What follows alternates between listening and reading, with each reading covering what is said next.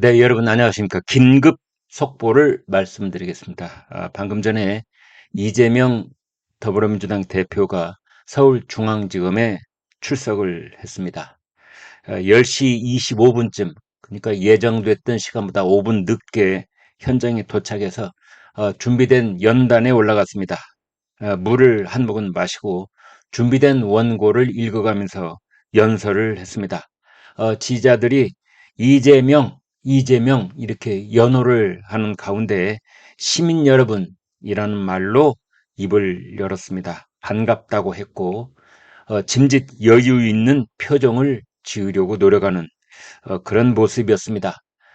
조용히 해줄 것을 부탁한 다음에 국민께 죄송하다 이런 말을 먼저 꺼냈습니다. 국민의 삶이 어려운데 오히려 정치가 국민을 걱정케 해서 죄송하다는 뜻으로 이야기를 이어갔습니다. 정쟁으로 인한 험한 모습을 보여서 안타깝고 죄송하다 이렇게 얘기를 했는데요.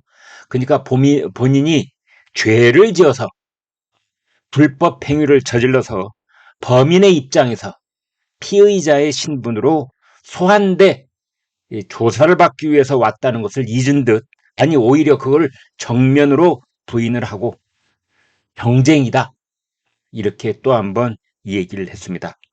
네 번째 소환이 됐다라는 얘기를 하면서 본인이 희생양이다, 검찰이 없는 죄를 조작하고 있다, 정치 검찰이 무자비한 탄압을 하고 있다, 뭐 이런 식으로 얘기를 하면서 윤석열 정부의 실정을 나름대로 요약을 해서 나열을 쭉 하는 모습도 보였는데 내용은 매우 추상적이었습니다.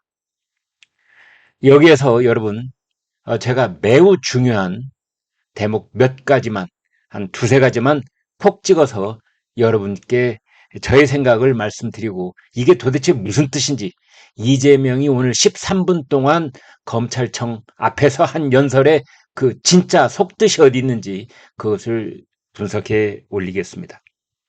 이런 말을 했습니다. 역사는 더디지만 전진한다. 강물은 굽이쳐도 바다로 간다. 사무 11홍이다. 백성의 힘으로 왕정을 뒤집은 적이 있는 역사다. 국민을 무시하는 정권 오래 못 간다. 무혈혁명 촛불 다시 떨쳐 일어나야 한다. 역사 심판에는 시효가 없다. 이런 말을 했는데요. 이것은 불법 행위를 저지른 죄지은 자, 범인 신분으로 검찰청에 불려온 사람 입에서 나온 말이라고 믿기 힘들 만큼 국민들을 선동하고 있는 말입니다. 무혈혁명 촛불이 다시 떨쳐 일어난다는 말은 이것은 노골적인 선동이요, 촛불 선동이요, 집회 시위를 선동하고 있는 겁니다. 이제 그러면서 이재명 대표는 돈 한 푼 사익을 취한 바가 없다. 기꺼이 시지프스가 되겠다. 따짓 소환, 조사 100번도 받겠다. 이런 말을 했는데요. 이어서 하는 말이 두 번째로 여러분과 제가 곱씹으면서 그 내용을 살펴봐야 할 그런 대목입니다. 이런 말을 했습니다. 저를 보호하는 국회는 열리지 않을 것이다. 회기 중에 영장 청구 꼼수를 포기하라. 비회기 때 청구하라. 이제 이런 말을 했는데요. 이렇게 말하는 이재명 대표의 속뜻은 이런 겁니다.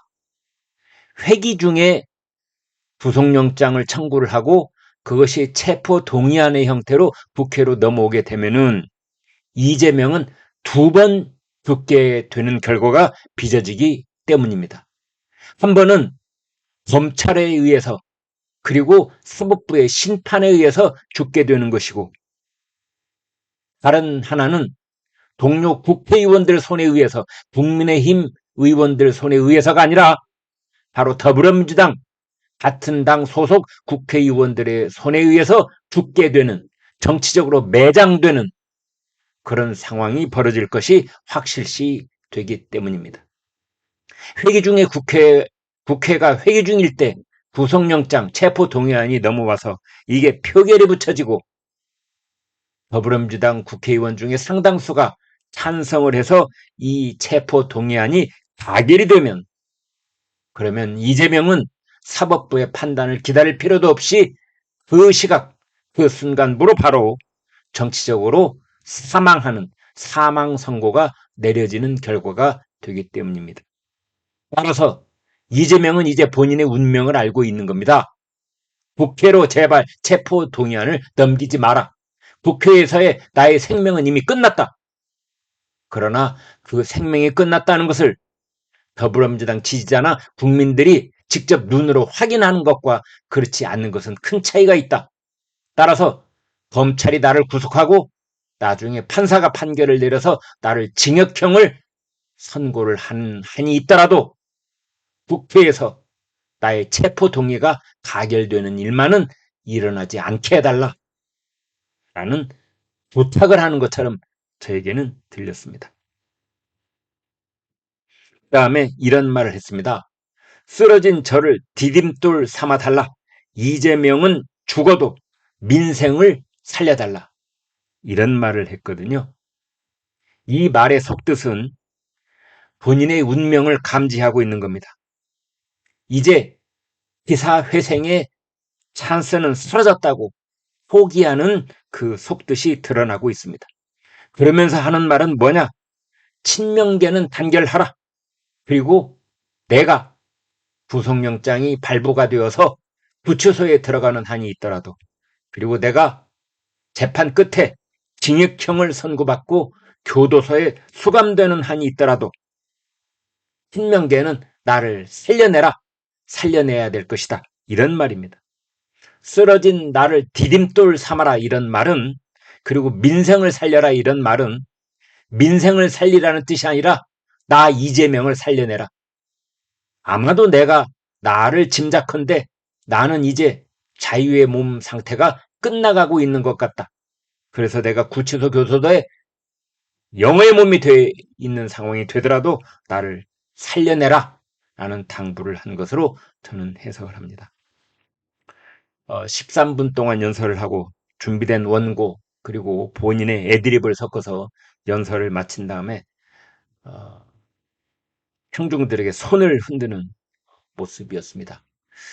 더불어민주당에 놀랄 것도 아니죠. 그 특징 중에 하나는 바로 범인이 되어서 피의자 신분으로 검찰의 조사를 받으러 가고 그 다음에 대법원 판결까지 확정된 이후에 교도소에서 만개 출소를 할 때도 손을 흔들면서 금이 환영을 하는 사람들처럼 마치 아이돌이 군대 가는 줄 알았어요, 저는요. 네? 그러한 모습을 볼 수 있었습니다. 흰색 차량을 타고 왔던데요. 그리고 이제 검찰청 밖에서 연설을 한 다음에 다시 검찰청 안으로 차를 타고 들어가서 그 기자들이 기다리고 있는 포토라인 앞에 섰습니다. 거기서는 아주 짧게 무도한 일이 벌어지고 있다. 무능한 정권이 정치 실패에 감춰지지 않을 것이다. 이런 말을 남기고 10시 40분쯤 청사 건물 안으로 들어가서 사라졌습니다. 오늘 이재명 대표가 검찰에 소환된 내용은 피의자 신분이고 그 수사 내용은 경기도 성남시 분당구 백현동 그 아파트에 관한 민간인 특혜와 비리 혐의 때문에 불림을 당한 것입니다. 그 내용은 요점을 두 가지로 정리할 수 있는데, 하나는 자연녹지에서 준주거지 4단계 상향하는 그 용도 변경이 이루어진 것, 또 하나는 그 임대 아파트 100%로 짓게 돼 있는 것을 나중에 그것을 10분의 1 토막을 내서 10%만 임대 아파트를 짓게 된 그 경위, 이런 것들이 불법 비리 혐의가 되고 있는 것입니다. 지금 이재명 대표는 박근혜 전 대통령 탓을 하고 있고 국토부 탓을 하고 있고 식품연구원 탓을 하고 있는데, 이러한 것들은 다 언어 도단이다, 이런 분석이 많이 나오고 있습니다. 이재명 대표는 당당히 맞서겠다라는 말을 반복적으로 하고 있는데, 당당히 맞서겠다 이 뜻은, 그 속뜻은 이재명 스스로 생각해도 방탄조끼의 유효기간이 끝났다. 이제 방탄조끼는 더 이상 아무런 효과가 없다. 체포동의안이 국회로 넘어가면 곧바로 가결될 것이 거의 확실하다. 이런 뜻입니다. 그래서 방탄조끼를 동료 의원들의 손에 의해서 벗김을 당하느니 내 손으로 벗겠다. 방탄조끼 이제 믿을 데가 하나도 없다. 벗어버리겠다. 그리고 그것을 명분을 삼아서 표현을 한다는 그 문장이 당당히 쓰겠다. 이렇게 되어 있습니다.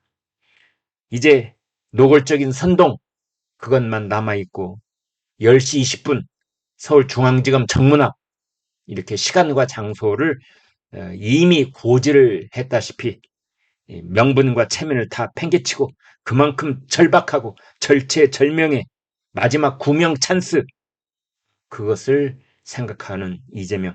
법리적으로는 자신이 구제받을 길이 없다는 것을 확실히 감지를 하고 사실상 본인이 본인의 유죄를 인정하고 확신하고 있는 그런 상황에서 이제 할 수 있는 말은 당당히 혼자 가겠다. 이제 이런 말인데요. 오늘 여러분 다 보셨겠지만 이게 당당히 혼자 온 것입니까? 수백 명의 자기의 그 강성 지지자들을 인해 장막을 쳐놓고 그 뒤로 숨는 그런 모습이다. 이렇게 볼 수 있겠고 마치 그 앞에서 검찰청을 공격하라. 윤석열 정부를 공격하라. 이런 노골적인 선동을 하고 검찰청사 안으로 들어갔습니다. 네, 구독, 좋아요 부탁드리겠습니다.